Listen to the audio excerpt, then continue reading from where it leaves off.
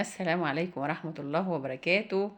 أهلا بكل متابعيني في كل مكان، يا رب دايما تكونوا بخير. اللهم صل وسلم وبارك على سيدنا محمد وعلى آله وأصحابه أجمعين. تعالوا نعمل مع بعض الكشري المصري اللي كل المصريين بحالهم بيعشقوه وبيحبوه. وعايزة أقول لكم بقى، ولا تقولوا لي كشري أبو طارق ولا كشري أبو مازن، مفيش أحلى من إنك تعمليه في البيت، يعني ضمن النظافة، وهتعمليه كده بحب لأولادك، وهيبقى أحلى وأجمل من أي كشري هتاكليه في المحلات. أول حاجة كده هنبدأ بقى بالبصلة بتاعتنا، ومعايا كده بصلتين كبار وقطعناهم كده جولياني أو شرايح. بعد كده نزلت عليهم بمعلقتين كبار من النشا، وبعد كده قلبتهم مع بعض وعلقت بقى على الزيت، علشان هنبدأ كده أول حاجة نبدأ بالبصل بتاعنا، علشان طبعا الزيت اللي احنا هنعمل فيه البصل ده هناخده هنعمل بيه بقية الكشري بحاله. يعني هنعمل بقى الرز والحاجات دي. طبعا بعد ما الزيت بيقدح بنزل بقى بالبصل، بنزل بنص كمية البصل. ولو انت اول مره بتتابعوني، يا ريت تشتركوا في القناه وتفعلوا جرس التنبيه عشان يوصلكوا كل وصفاتي، وما تبخلوش عليا بلايكاتكم ولا كنت حلوه. ودلوقتي بقى البصله بتاعتنا هي ده كده اول مره هي اتحمرت بقى وبقت زي الفل. وعايزه اقول لكم بقى البصله طالعه مقرمشه وجميله، وحاجه كده نظيفه انت اللي عاملاها بايدك وعاملاها بحب كده لاولادك. يعني احلى كشري مصري تاكليه من ايدك كده وتاكلي بيها اولادك بالجمال والحلاوه دي. طبعا انا طلعت اول بقى دور من البصل، فاضل بقى الدور التاني. شايفين بقى القرمشة بتاعته والجمال، وطالع بقى اللون بتاعه ذهبي وجميل جدا وحلو. ودلوقتي بقى معايا العدس اهوت. انا طبعا سلقت الحمص، كنت نقعاه من بالليل، سلقته كده خد غلوتين وركنته. ومعايا بقى هنعمل الصلصة. طبعا بعد ما طلعت بقى البصل، هناخد بقى الزيت اللي احنا حمرنا فيه البصل وهننزل بيه في الحلة بمعلقتين كده من الزيت اللي احنا حمرنا فيه البصل. ودي بقى اللي انا هعمل فيها الصلصة بتاعة الكشري.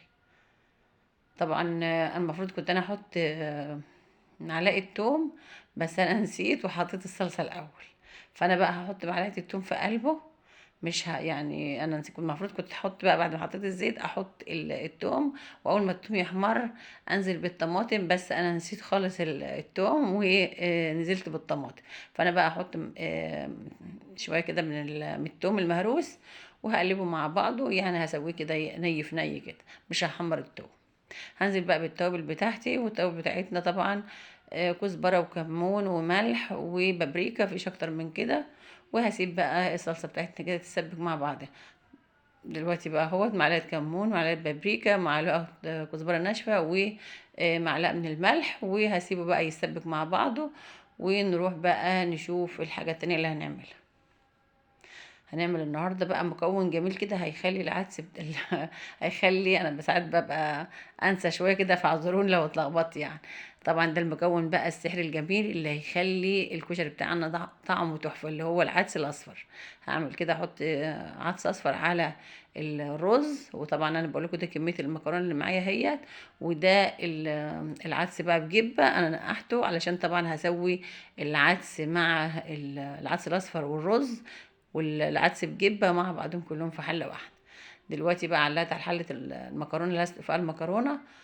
أول ما بتغلي بنزل طبعا بملح، وبحط بقى المكرونة بتاعتنا، بحط ربع كيلو من المكرونة الاسباجيتي، وعلى ربع مكرونة من المكرونة اللي هي الخواتم.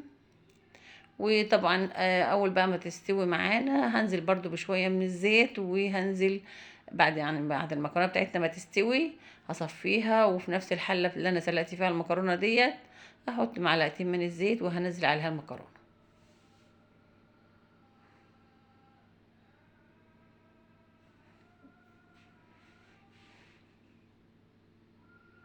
اهو في نفس الحله. بعد ما المكرونه استوت صفيتها، ونزلت برضو بمعلقتين زيت من الزيت اللي احنا كنا محمرين فيه البصله. طبعا مطرح التحمير بتاع البصله بيدي نفس حلو جدا للكشري. دلوقتي بقى هنزل بقى بالمكرونه هي التاني، وهقلبها. وكده عملنا المكرونه وعملنا الصلصه وعملنا البصل. فاضل بقى معانا الرز. طبعا سوينا الحمص كمان. يعني عملنا الحمص، أنا طبعا كنت نقعاه من بالليل وسويته. وعملت كل حاجه. فاضل بقى ديت الحله اللي هعمل فيها الرز برضو. حطيت بقى معلقتين زيت من الزيت اللي احنا كنا عاملين فيه البصله، وهنزل بقى بشويه شعريه، يعني مثلا نص كوبايه من الشعريه كده، وهقلبها اول ما تحمر.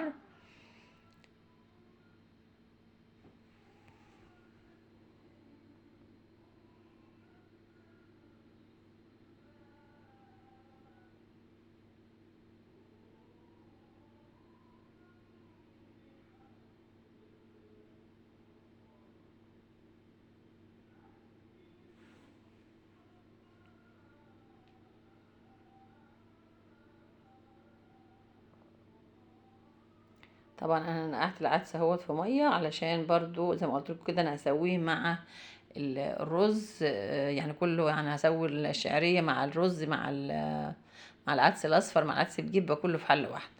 طبعا دلوقتي انا كنت غسلاه ونقعاه يعني بقاله فتره، والشعريه بتاعتنا بدات تتحمر اهيت. هروح اغسل بقى الرز، وهرجع تاني بقى لكم وانا بحط الرز مع العدس.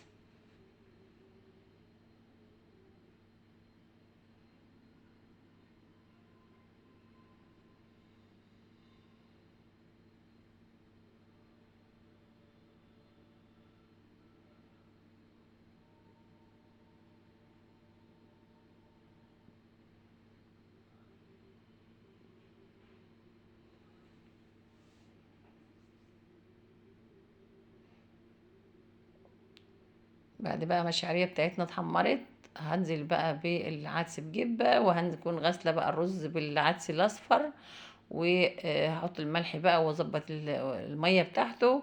وبعد كده بقى هقفل عليه واسيبه هشغل عليه النار بقى واسيبه يستوي براحته خالص.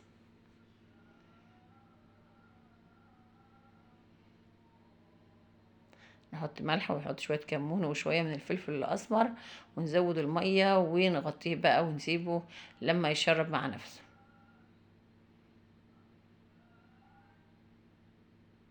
طبعا الفيديو شارح نفسه، ومش محتاجه ان انا اتكلم، كل حاجه هي قدامكم واضحه. اتمنى لو وصلتوا لحد كده تبخلوش عليا باللايك، حطوا لي لايك واشتركوا لي في القناه. وطبعا الحاجه اللي هي السودة دي في البتاع ديت من البصل، يعني مش حاجه يعني وحشه. طبعا حطيت بقى معلقه من الكمون ومعلقه من الفلفل الاسود، وهظبط الملح وهغطيه واسيبه لما يتشرب. وبعد كده هنشوف احنا ايه الفاضل هنعمله يعني. كده انا ظبطت ميته اهوت، هغطيه بقى وهسيبه يستوي براحته كده.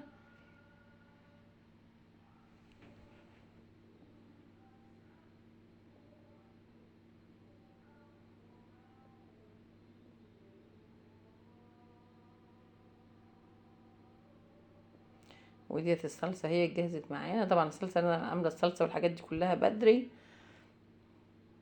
دلوقتي بقى الصلصة والمكرونة والرز على البوتاجاز اهوت، ومعايا بقى الحمص ومعايا البصل. ودلوقتي بقى هنغرف معانا الطبق بتاعنا الجميل الحلو.